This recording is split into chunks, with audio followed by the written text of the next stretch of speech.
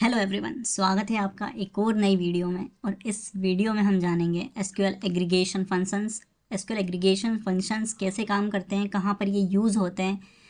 तो चलिए शुरू करते हैं। मिस्टर हरिनाथ, जो कि एक लाइब्रेरियन हैं, वो अपनी लाइब्रेरी को रन कर रहे हैं and recently switched a digital catalogue using SQL. He faces a new challenge in managing her growing collection of books. Now questions क्या आ रहे हैं उनके दिमाग में अभी कि कितनी बुक्स हैं लाइब्रेरी में, हाउ मेनी कॉपीज़ और बुक्स आर प्रेजेंट, कितनी कॉपीज़ है बुक्स की लाइब्रेरी में, what is the average publication year, measure हमारे पास कौन सा पब्लिकेशन ईयर अभी प्रेजेंट है। ओके, सो ये सब सवाल उनके दिमाग में भी आ रहे हैं। अब एग्रीगेशन फंक्शन का काम क्या होता है, वो समराइज करता है और एनालाइज करता है लार्ज डेटा सेट को। They provide quick insight to answer questions like how many or what is the average, like this.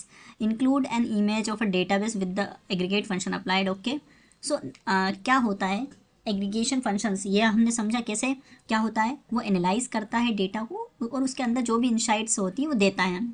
अब हम एग्रीगेशन फंक्शन अप्लाई क्या क्या होते हैं, कैसे हम करते हैं। सो फर्स्ट हमारा एग्रीगेशन फंक्शन होता है count function. So count function को हम कैसे अप्लाई करते हैं। सो हम एक विथ कॉलम, कैसे कॉलम पे हम एक पर्टिकुलर कॉलम पे कैसे अप्लाई करते हैं। सपोज हमने लिखा काउंट कॉलम नेम, सो हम एक कॉलम को काउंट करना हो तब हम कॉलम को काउंट डायरेक्ट कर लेंगे, only the non null values in the specified column. Okay, without column, without column में कैसे हम एस्ट्रेस का यूज़ करेंगे, एस्ट्रेस का यूज़ करेंगे to count all the rows in the table.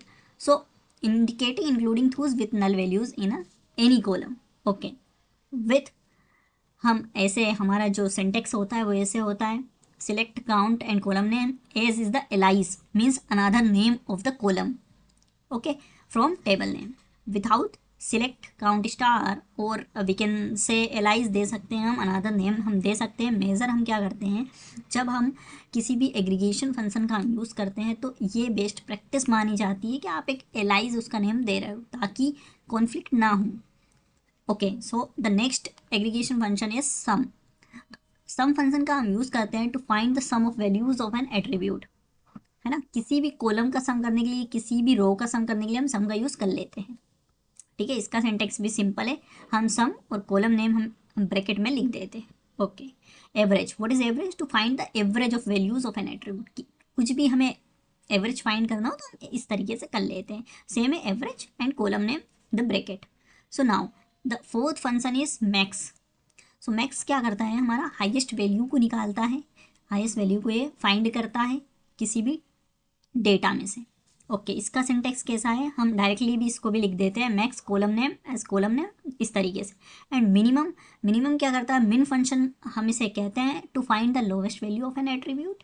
And हम इसका भी यूज़ कर लेते हैं मिन, मिन फंक्शन से। एंड उसमें हम कॉलम नेम, जो भी हमारा कॉलम का नाम होता है वो हम लिख देते हैं। अब चलते हैं हम इनको प्रैक्टिकल इम्प्लीमेंट करके देखते हैं कि एक्चुअली में कैसे वर्क कर रहे हैं।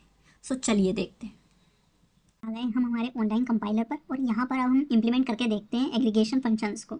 सो यहाँ पर मेरे पास एक टेबल है जिसमें book ID, title, author, publication year, copies, price, category, ये सब दे रखा है। टाइटल मीन्स बुक का क्या टाइटल है, ऑथर किस बुक ने ऑथर मतलब ऑथ करी है, लिखी हुई है, पब्लिकेशन ईयर किस ईयर में वो पब्लिश हुई है, कॉपीज कितनी, how many copies are present in the library, कितनी बुक्स प्रेजेंट है लाइब्रेरी में, क्या प्राइस है उनका, एंड किस कैटेगरी की वो बुक है।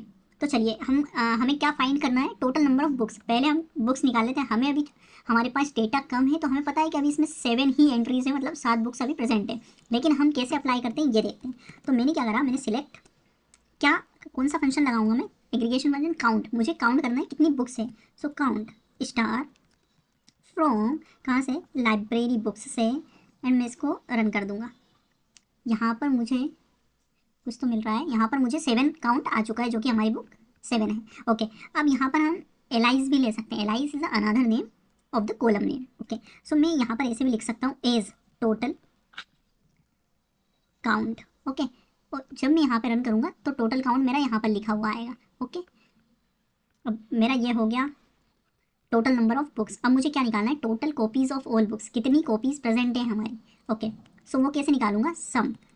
सम किसका करूँगा मैं, कॉपीज़ का, कितनी कॉपीज़ प्रेजेंट है ना, तो उन कॉपीज़ का मैं सम कर दूंगा, जिससे कि क्या होगा, मेरे पास जितनी भी कॉपीज़ है वो आ जाएगी। रन कर देता हूँ।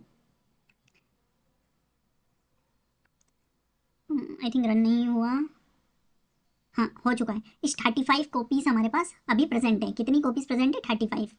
ओके, अब मैं नेक्स्ट थिंग क्या है मेरे पास? Average publication year. Average publication year मैं कैसे फाइंड करूँगा कि एवरेज किस मतलब सबसे ज़्यादा किस ईयर में पब्लिश हुई है, उसका मुझे एवरेज निकालना है। ओके, सो एवरेज में एवरेज फंक्शन का यूज़ कर लूँगा एंड यहाँ पे मैं बोल दूँगा पब्लिकेशन ईयर। क्या बोल दूँगा? Publication year. एवरेज पब्लिश्ड लिख दूंगा मैं इसको एंड यहाँ पे मैं रन कर देता हूँ। सो 2019 हमारा जो है वो एवरेज पब्लिकेशन ईयर है। हमारे पास मोस्ट ऑफ द बुक्स 2019 के आसपास है। ओके अब मिनिमम एंड मैक्सिमम प्राइस मैं कैसे फाइंड करूँगा? मिनिमम और मैक्सिमम प्राइस, जैसे सपोज मुझे फाइंड करना है मिनिमम प्राइस और मैक्सिमम प्राइस, सो मैं यहाँ पे सिंपली मिनिमम के लिए हम मिन फंक्शन का यूज़ करेंगे। हमें प्राइस फाइंड करना है तो हम प्राइस बोल देंगे एज मिनिमम प्राइस बोल दूंगा मैं इसको, और मैं यहाँ पर ही मैक्सिमम निकाल लेता हूँ। कैसे? एक कोमा देकर मैं यहाँ पे बोल दूंगा मैक्स फंक्शन के लिए एंड यहाँ पर मैं प्राइस बोल दूंगा एज मैक्सिमम प्राइस। ओके, और मैं इसको रन कर देता हूँ। रन और यहाँ पर मुझे मिनिमम एंड मैक्सिमम प्राइस मिला है। Minimum price is 299 and maximum price is 799।